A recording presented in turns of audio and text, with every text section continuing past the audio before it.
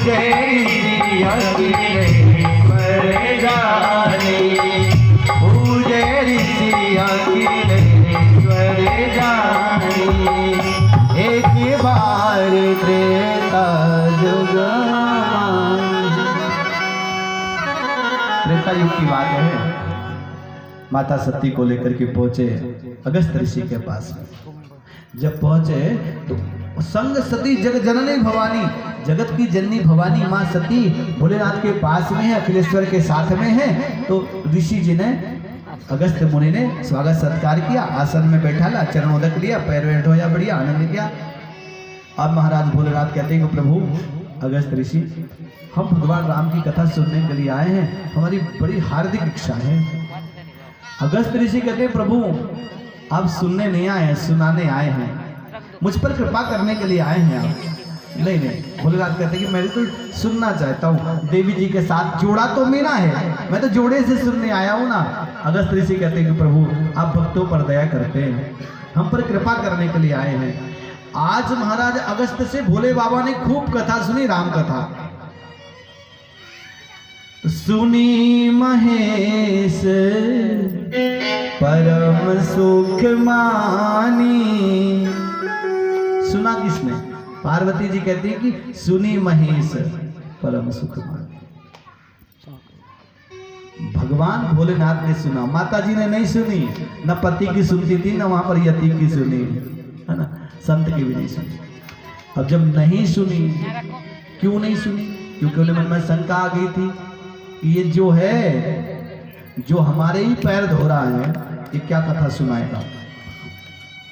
श्रोता वक्ता के पैर धुलाता है, और ये वक्ता तो ऐसा जो हमारे श्रोता के ही पैर धुला रहा है।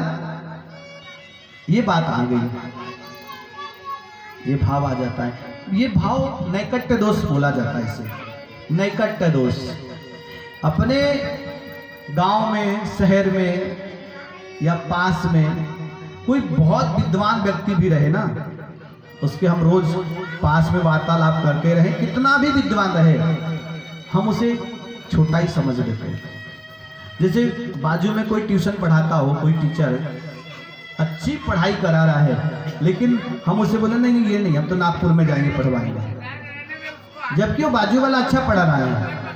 तो ये नैकट्य दोष, पास का दोष लग जाता है, रोज रोज देखने का दोष हो जाता है।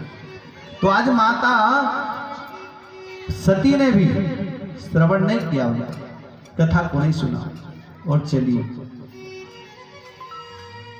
तब भोलेनाथ माता जी को लेकर के चले, और रास्ते में राम जी वैदेही का हरण हो जाने के कारण इधर उधर वैदेही को ढूंढते हुए चले जा रहे हैं।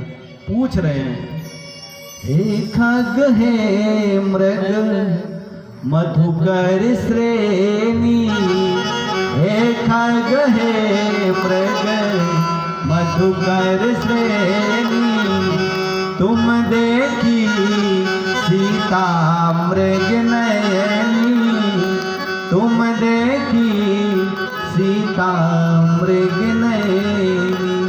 वृक्षों से पूछ रहे हैं, झरने से पूछ रहे हैं, हिरणों से पूछ रहे हैं, मृगनयनी सीता को देखा है क्या? ऐसा आप विरह में व्याकुल हो रहे हैं राम जी। माता सती ने देखा कि भगवान मेरे स्वामी प्रणाम कर रहे हैं। आज शिव जी महाराज ने देखा कि राम जी तो रास अपने लीला, मानव लीला कर रहे हैं, प्रभु प्रणाम किया, मन ही मन में प्रणाम किया। माँ सती जान गई कि भोलेनाथ ने प्रणाम किया, लेकिन माता जी ने प्रणाम नहीं किया। मैं कैसे प्रणाम करूं? मैं बिना जाने नहीं करती, ठीक है, नहीं प्रणाम किया, अहंकार है ना। अरे पति ने प्रणाम किया है, आप भी कर लो। नहीं, मैं नहीं करूंगी, नहीं किया।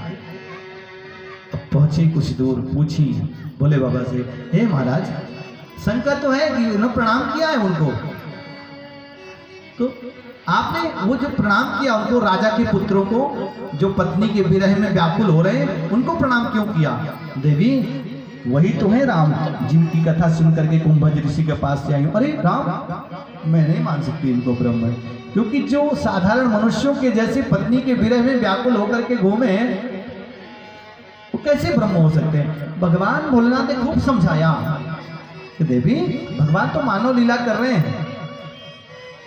अगर मान लो कोई नाटक में कोई थानेदार जोकर का काम करे तो क्या उसे थानेदार नहीं माना जाएगा? उस समय वो पात्र हो रहा है, उस समय तो मुलजिम भी उसे नमस्कार नहीं करेगा क्योंकि वो जोकर बना हुआ है। पर वो जोकर का जब वेश हटा देगा तब तो थानेदार कहलाएगा ना। तो देवी ये ब्रह्म है, अभी मानव लीला कर रहे हैं। देवी नहीं मानी, मैं परीक्षा लूंगी। अरे भगवान कहते कोई बात नहीं, जाओ परीक्षा लो। गई, परीक्षा लिया। भगवान ने तो सीता का रूप बनाया मां सती ने।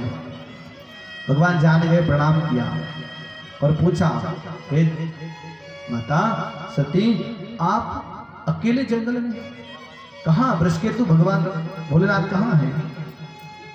मां सती जान गई, कुछ भी जवाब नहीं दे, भागी वहां से। और जहां से भागती उधर भगवान रूप बना करके रहते, इधर भागती उधर भागती, चारों तरफ भागी।